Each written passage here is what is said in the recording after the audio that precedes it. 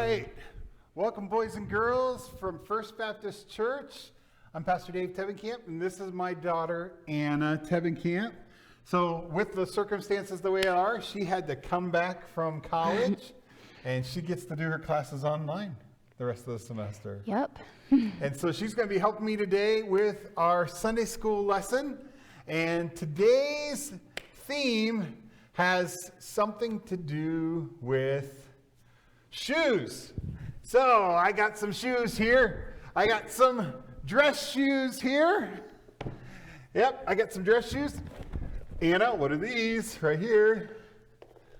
Soccer shoes. Oh, are they indoors? I thought you were kind of turf shoes. Turf. Yep, Okay. Yep.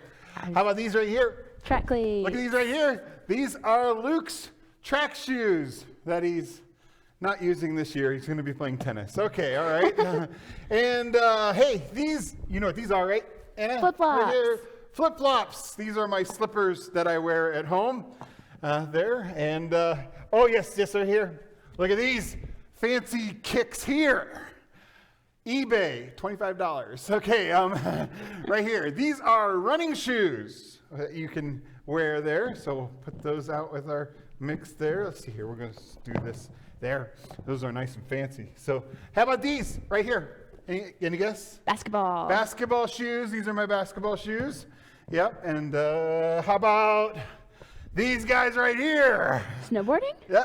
No, these are actually just snow boots. Oh, just snow. Okay. So these I bought and for me, but now my son wears them as well. So that's what happens when you wear the same size shoe as your little boy there, okay? And I got a few more here. Hey, how about these right here? Skateboarding. Skateboarding shoes. Those are Luke's as well. Yep.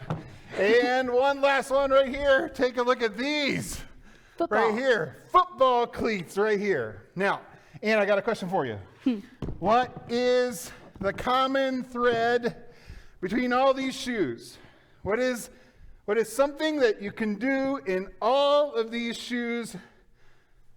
Oh. They're shoes. They are shoes. That is common, but what else can you do in all these shoes? Let's hear you from home. What can you do in all these shoes? You can Right, walk. you can walk. You can walk. Come on over to the board. Let's show you our verse for today. Right here. Zoom on in. And here we are. 2 Corinthians 5:7. And it is, for we walk by faith, not by sight. Can you read that with us this time together? Here we go. Ready? 2 Corinthians 5:7. For we walk by faith, not by sight. That is our verse today that we're going to learn. We walk by faith. Now, when the Bible uses the word walk, boys and girls, it's talking about us not putting one foot in front of the other. It's talking about the way we live. So we can say we live by faith, not by sight. Do you understand what that verse means? Come on over to the table. I got a little bit of an experiment I'm going to do here. And Anna, why don't you come over here? All right, we got a glass here, just a normal glass from our cupboard at home. And I got a little bit of H2 agua here, all right? So I'm going to pour that into the glass. So you can verify that's real water in the glass? That's real water in the glass. Everybody in the audience? Kids at home? Real water in the glass? Yep, that's real water in the glass. All right, Anna, do you trust me not to spill this glass of water? Well, yeah. Okay, would you trust me to not spill this glass of water if I turned it upside down? No. If I turned it upside down, what about that? I don't know. What do you think? I'm going to turn it upside down, and I'm going to ask you if you trust me not to spill the water. Aha! It's not spilling. I didn't spill the water. Oops. All right, one more time. I did practice at home. All right. Do you trust me not to spill the water? And do you trust me to remove my hand? I don't know. It's thinking about it. Nope. Let's do it one more time. I got one more dry card. 2 more. No one? Oh.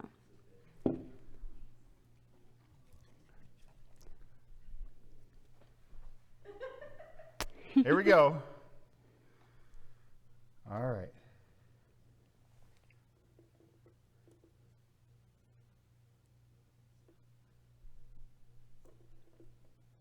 That's not going to work that time either. One more try. This is my last card. Do you want to try it? Because you have dry hands. And I think my wet hands are playing with it now, messing with it now. No. Oh, no, my hand's not covering it.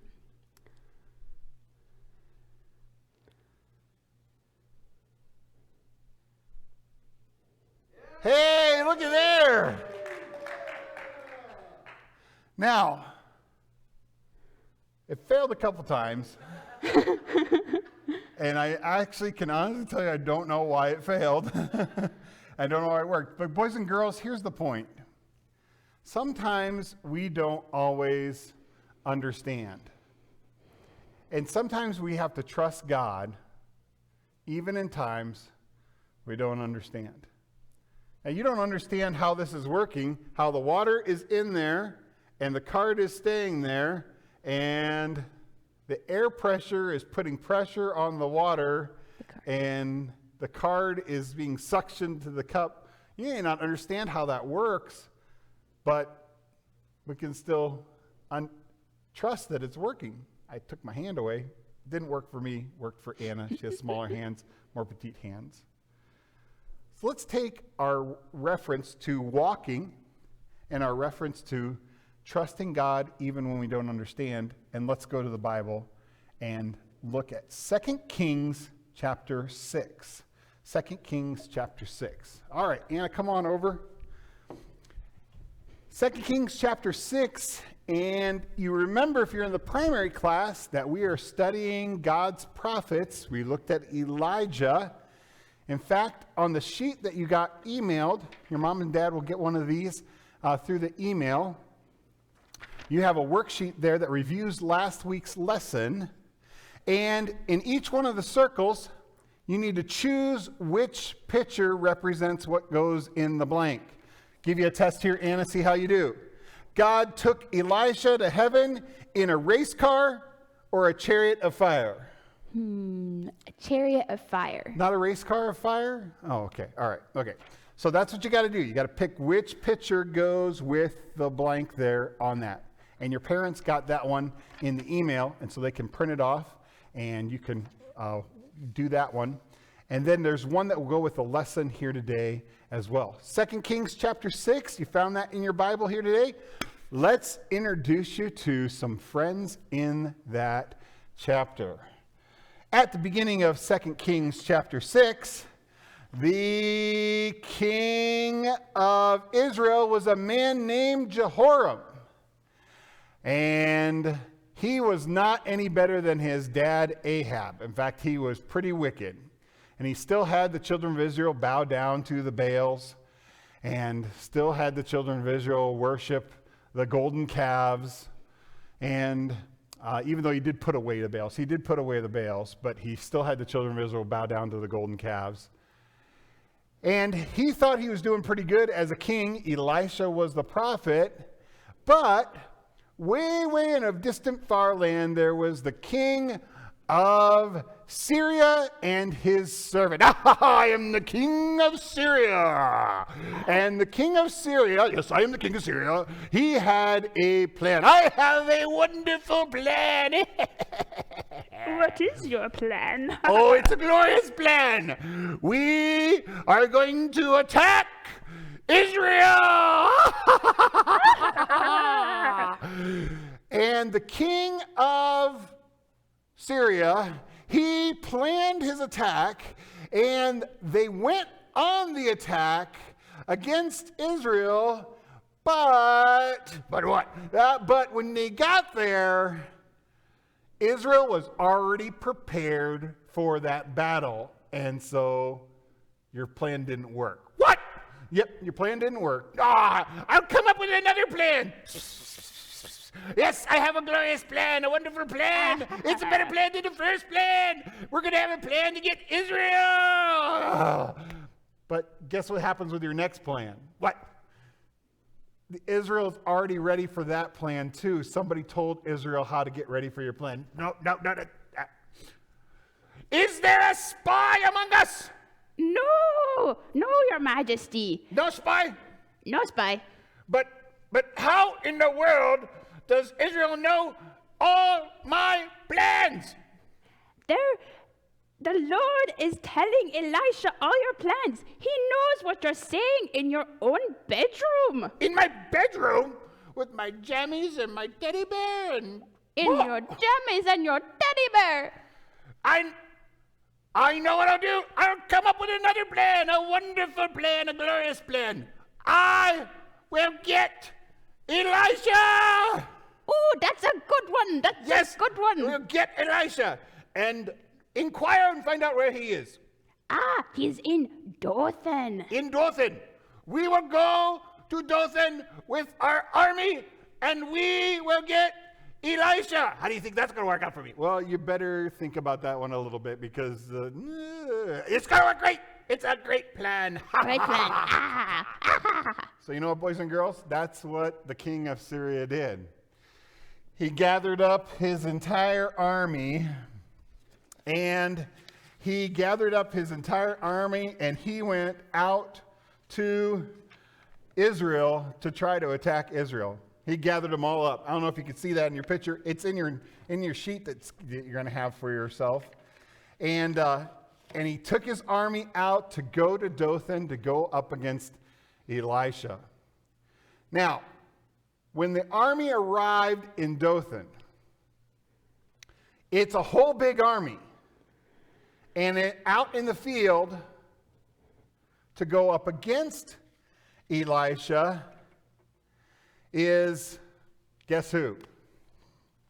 It's Elisha, and we have this nice puppet here to represent Elisha, because you remember last week in our lesson, Elisha was bald. Don't make fun of that, though. The bears will come get you. And so if you can just scoot up just a little bit, okay? And so Elisha's out in the field, and the Syrian armies are coming in, and Elisha is standing out in the field with his servant. And so 2 Kings 6:15, if you're following along, says, "And when the servant of the man of God, Elisha, servant, he went out and he saw the army was surrounding the city with horses and chariots. And the servant said to his master Elisha, 'What shall we do? We're surrounded. We're going to die. It's just you and I.'" It looks pretty bad, doesn't it, for Elisha and his servant. Only two of them going up against the whole big army of Syria. But it says in 2 Kings chapter 6, verse number 16, that Elisha says to his servant, "Do not fear, for those who are with us are more than those who are with them." Just so you didn't get that. We are more than them. Mm-hmm. We are more than them? We are more than them. We. 1, 2 are more than them. You 1, got it there. Yep. 2, 3, you got 4, it, son 5, 6, boy. 7, That's 8, right. 9, 10. Yep. Skip a few, 99, 100. Are more than them. What? We are more than them. What? That's not possible. And listen, boys and girls, the Bible says that Elisha prayed and he said, "Lord, open his eyes so that he may see." Then the Lord opened the eyes of the servant, and the young man saw, and behold, there was a mountain full of horses and chariots of fire all around Elisha and his servant. Whoa, would you look at that? Yep. Come and get us, Syrians! We got more than you! Yep, and boys and girls, the Bible tells us that God had sent an angelic army just like had come and gotten Elijah at the ends of his life, and they were surrounding Elisha and his servant and all over the land. And this big army could not see that angelic army. And all of a sudden, the faith of that servant was made greater because he could finally see what Elijah could see. Did you get a good look at that? Wow, our God is greater than any army. That's right. And now I'm going to pray again. Again? Yep. And it says that Elijah prayed again, and he prayed that the entire Syrian army would go blind. Excuse me? Yes, the entire Syrian army would go blind. I'm supposed to pray that the Syrian army would go blind. Yes, if you would pray that the Syrian army would go blind, like their eyes would be blind. Lord, please make their eyes so they cannot see, and that's amen. Is that all I'm supposed to do? That's all you're supposed to do? Just pray that they go blind. And you know what? God answered that prayer, and the entire Syrian army was blind as bats. They can't see anything. They keep bumping into each other. They were completely blind. And God said to Elisha and to his servant, why don't you lead them to Samaria? Now, boys and girls, Samaria was the capital of the northern kingdom of Israel. And guess who was king in Samaria? Jehoram, that's right. Who didn't go out into battle, and who God had been telling through Elisha, where the army was going to be. And so Elisha and his servant marched the entire army, blind as bats, into Samaria. And Jehoram came out and saw the armies, and Jehoram said, now that you brought the armies of Syria here, should I kill them? And Elijah said, nope. That doesn't seem like it fits, does it? I mean, you bring the army in blind, they're the enemies, you let them have it, right? Nope. No? You don't? Nope. And what did you tell Jehoram to do? I told Jehoram that I was going to pray that they would see, and that he should let them have some food and let them have some water, and then they could return to the land they came from. Now, why do you think Elisha was told by God to tell King Jehoram that? Why do you think? Just you, Anna. Why do you think that was? What would the Syrian army never forget from that point on? His kindness. They would not forget his kindness. They would also not forget that the power of the God of Israel. That's right. The power of the God of Israel. And so the Syrian army, boom, their eyes could open. And they could see, and they got food, and they returned to their own land. And God had protected his people. God had taken care of his people. And God had shown that he is an amazing God. Do you think, boys and girls, that the servant understood everything that was going on at that time? Do you think the servant saw the armies of Syria and started wondering, why am I hanging around Elisha? This does not look good. You think when the servant's eyes were opened and saw the hillside full of the armies of God, do you think that servant ever forgot how great his God is? No. No, he didn't.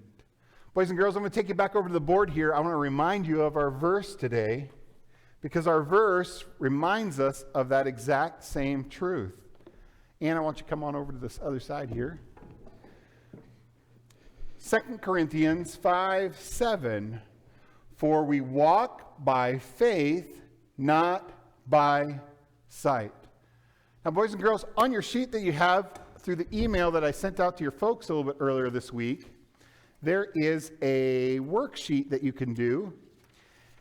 And it has a word puzzle on it. But at the bottom, it has on it the sign language for the words on the screen. So Anna's going to do the sign language for you right now for the verse. For 2 Corinthians 5:7. For, you take your finger and you just kind of stroke your brow there. For, we, as you go shoulders to your heart, okay? Shoulders to your heart. That's we. Walk. Point your fingers together and you come up from your waist. That's walk, okay? That's walk, okay? For we walk. And then by faith. Now you have to know this word faith is 2 words in sign language. No. It's the word no. And trust. And trust is your fist on top of your fist. Kind of like the wise man built his house on a rock. No trust is the word faith in sign language. Okay? For we walk by faith. Okay? By faith. No trust. Okay? Not. That's your thumb. So you take your thumb. You kind of do a little thumb and you kind of nick it off your chin. That's not. Okay? By sight. I'm watching you. Okay? Not by sight. Okay? So Anna is going to do all the sign language while I read the verse. Okay? Here we go. 2 Corinthians 5:7. For we walk by faith, not by sight. One more time. 2 Corinthians 5:7. For we walk by faith, not by sight. So you have your sheet that you have at home. You can practice that verse over and over, and let's see if you can get it down so where you could do it without saying a word. And it would go like this.